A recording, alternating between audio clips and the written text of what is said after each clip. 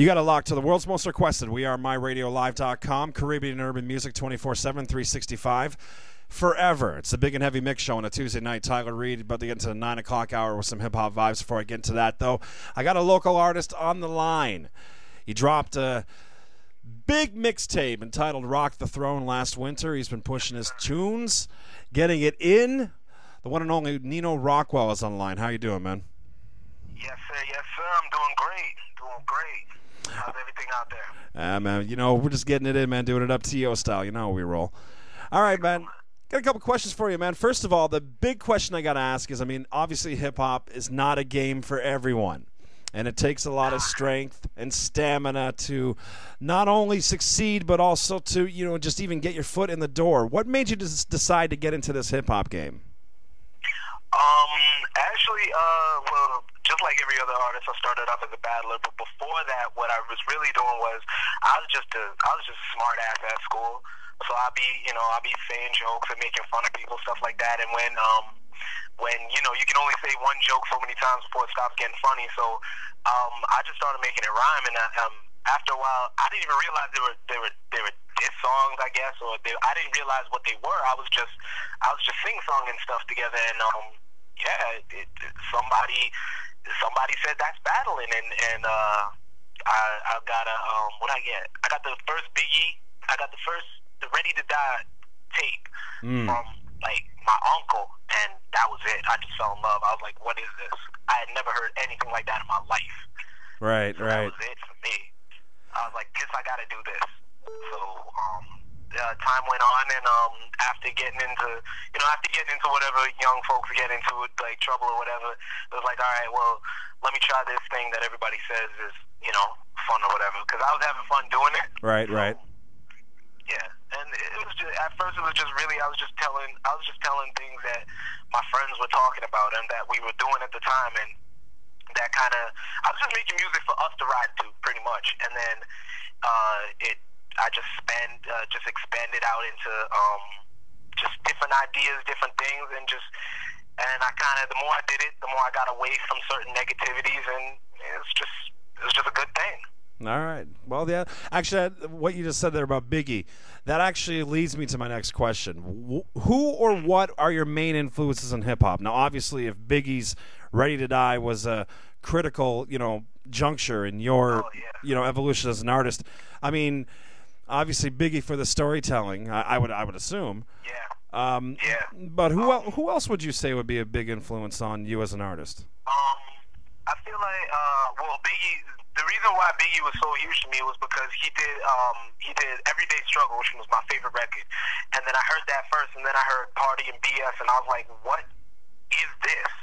Right. And I mean, I couldn't understand it because it was because I was younger. It was so much older than me. It was like my uncle had the tape, like the cassette tape. Right. And so when I was listening to it, I was like, what is this? You know. I got it on CD, but I couldn't even understand it. So the fact that they were so back and forth, it was incredible. And I mean, I was in Florida at the time, so to hear somebody speaking like that, right, it was insane. So it was really the versatility of that. And then it's just any artist that can do that. Jay could go back and forth.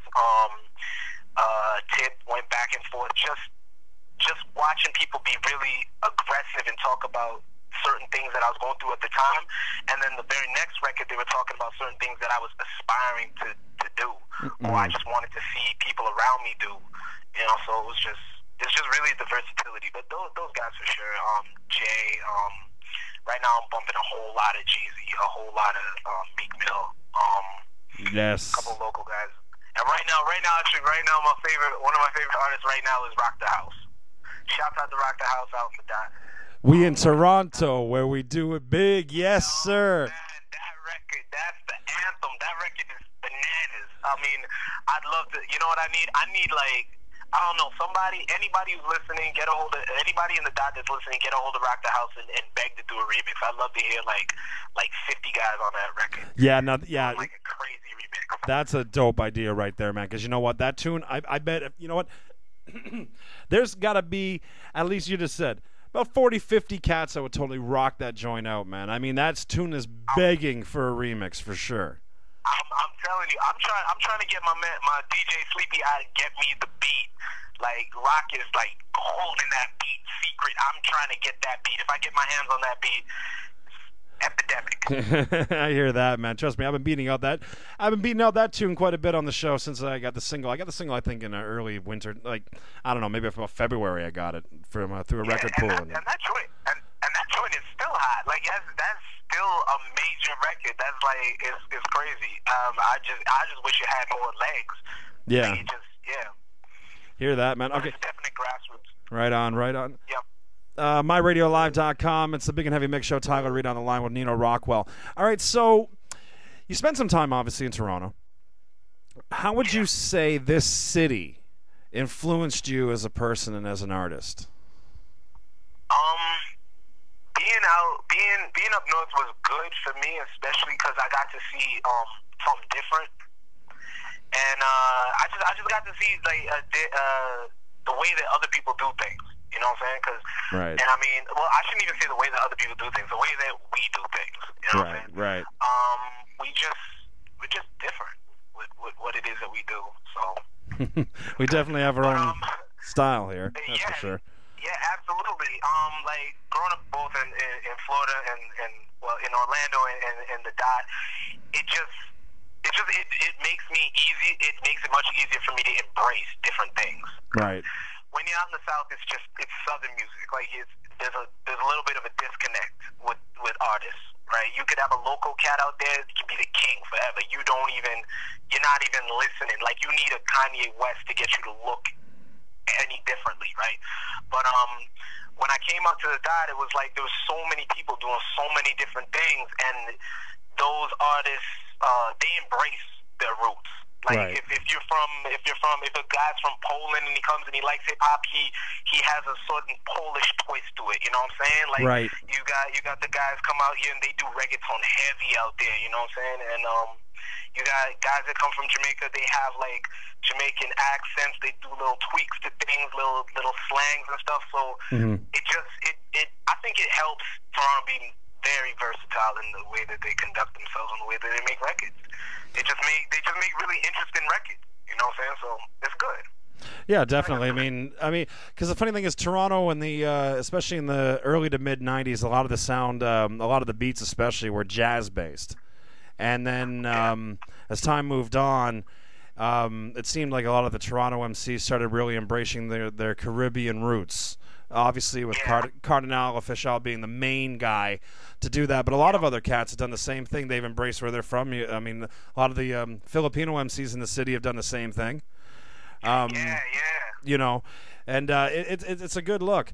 So, what was the idea behind Rock the Throne? Rock the Throne. Well, what Rock the Throne originally started as a sort of mixtape.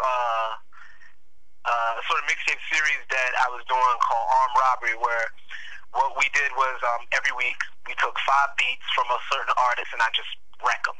Like I just take a twist, I just put a twist, a Neno Rockwell twist to them, and I just do them. We did Fabulous, we did Jay-Z, we did Kanye West, and the fact that we did Jay-Z and Kanye West at one point, it was like when Watch the Throne was coming around. Right. All my records really sounded dope. With Jay, just something about those beats or something about the way that I just go off, the energy that I got from them. So right. My man came to me and he's like, well, you got to do it again. So we're like, all right, let's do it. So when we did the record, it came out dope, and we're like, we have way more than 5 records to do. So we just slapped it together and we did it, and then those inspired me to make like maybe 12 more records, and out of those 12 records, the 6 records that is now in the EP of Rock the Throne is what it is today. Right on. Yes. And if for anyone listening, man, if you've not checked it out, do so. Rock the Throne. You can get it from metoyou.ca as a website. It's a free download.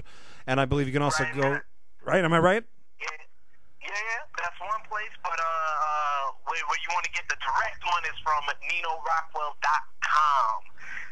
NenoRockwell.com. That's right. NENOROCWELL.com. And for all my people that follow me on Facebook and have me in the group, I'm gonna put the links to Neno Rockwell's work in there so you can cop it and take it in for yourself. I'm going to be playing some of it too in a bit. So Toronto is a city with a very long history in hip-hop from the early 80s. Oh, yeah. In the sense that we had a promoter by the name of Ron Nelson. He brought up a lot of cats like the Treacherous 3 and BDP when they were together in the early, mid-'80s. In the 90s, college radio, a lot of the university stations here played it. A lot of acts know that Toronto is a good place to come to for hip-hop shows. It's been that way for about 20 years. However, we have a lot of talented artists in this city, but it seems that Toronto as a city doesn't really support our own talent until they get recognized elsewhere, like Drake or Cardinal Official. Why do you think Toronto has that mindset? I mean, a lot of people, that live here understand that, they call it Screwface Capital. Why do you think Toronto has that sort of mentality in terms of the hip hop scene here?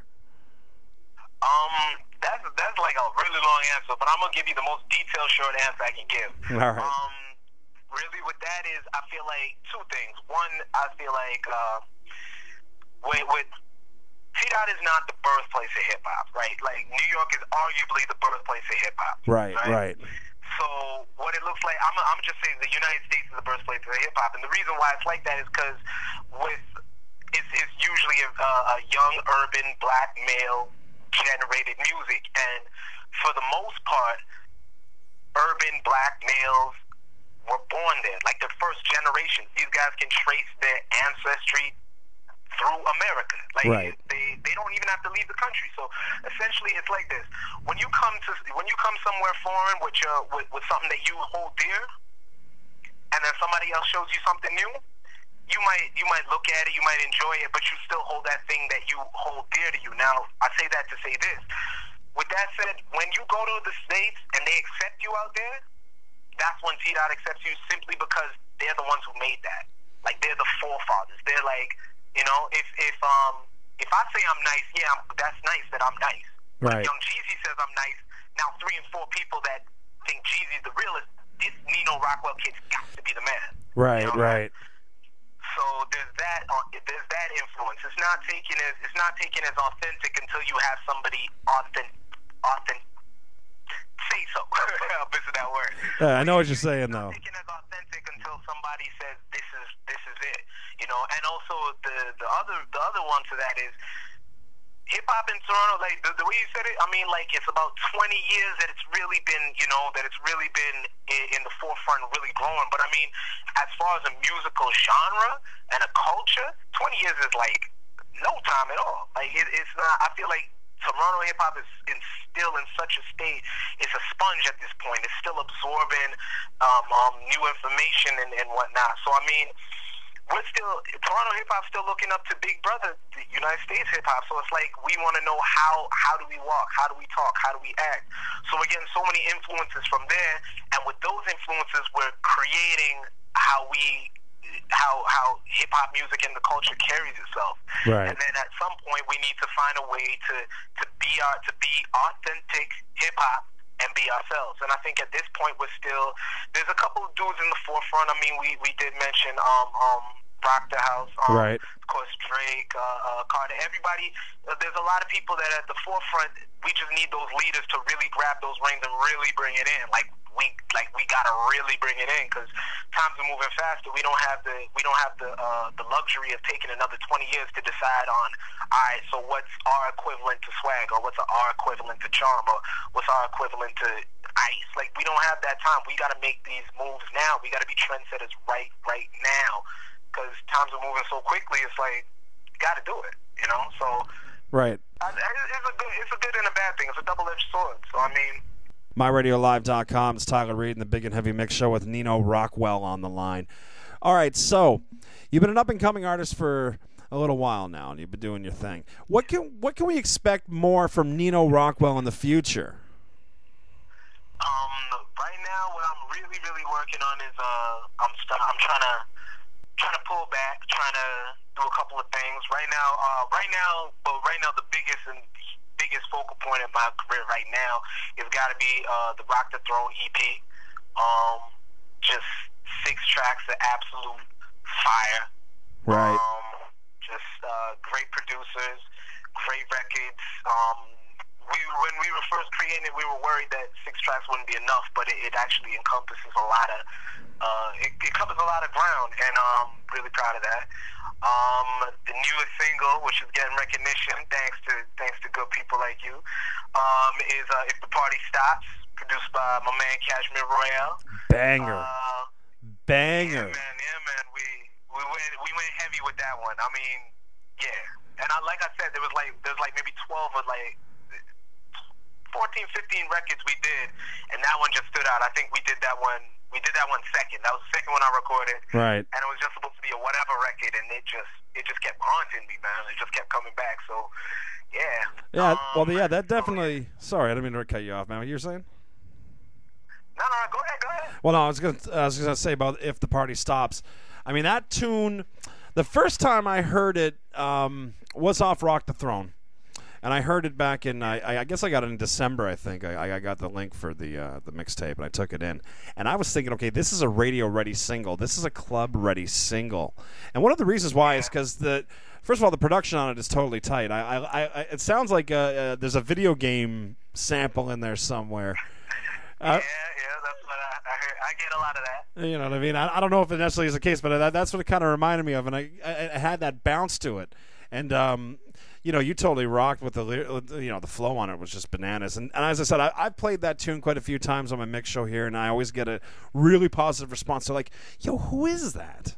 Who is that? I'm like, it's Neno Rocwell, man. I thought you knew. Yeah, man.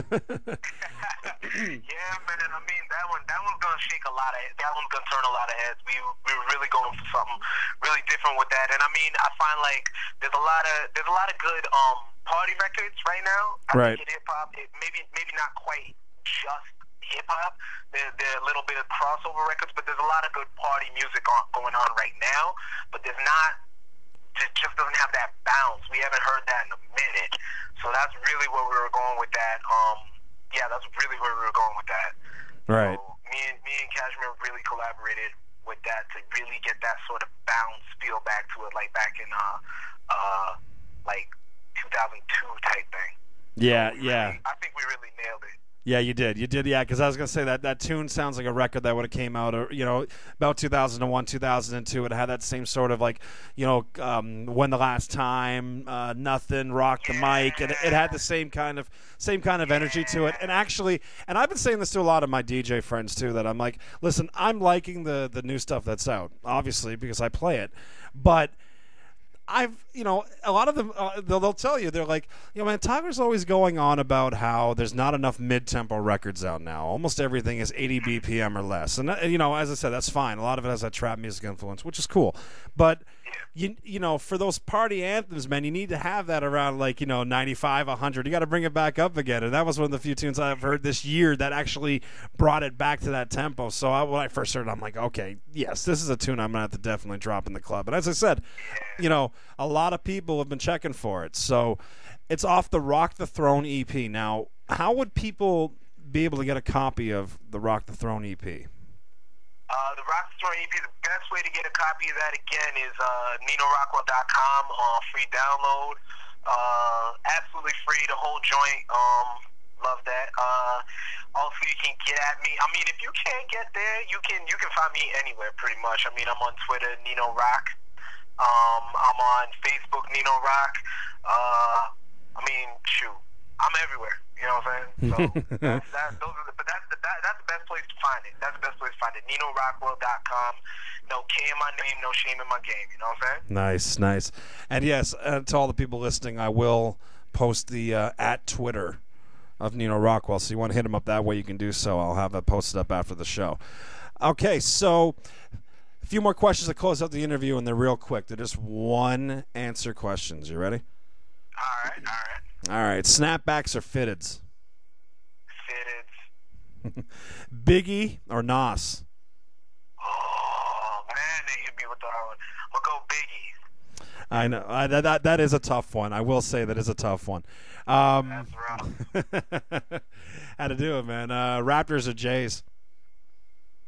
What? Raptors or Jays? have to go with Jays. Serious? They got the nicer hats. Man. They got the nicer hats. I don't know what to say. Yeah. Hey, listen, you know what? Either or. I mean, the fact is, unfortunately, neither team is going to be winning anything anytime soon. Yeah, it's not looking too good right now. But Hope. I'm gonna have to go with the boys of summer real quick. All right, cool. New York or L.A.? I spent a lot of time in New York. Shout out to Harlem. Shout out to Brooklyn.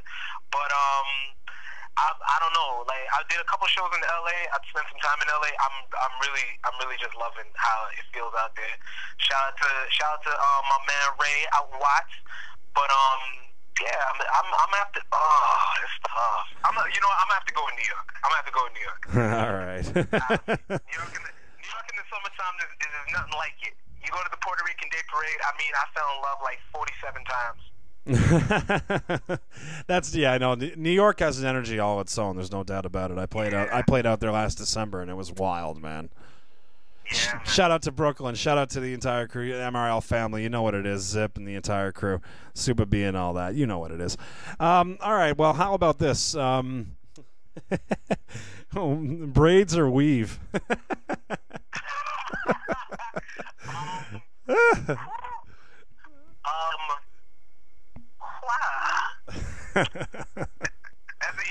what? As long as it's on a beautiful woman, I'm good with whatever. All right. Yeah.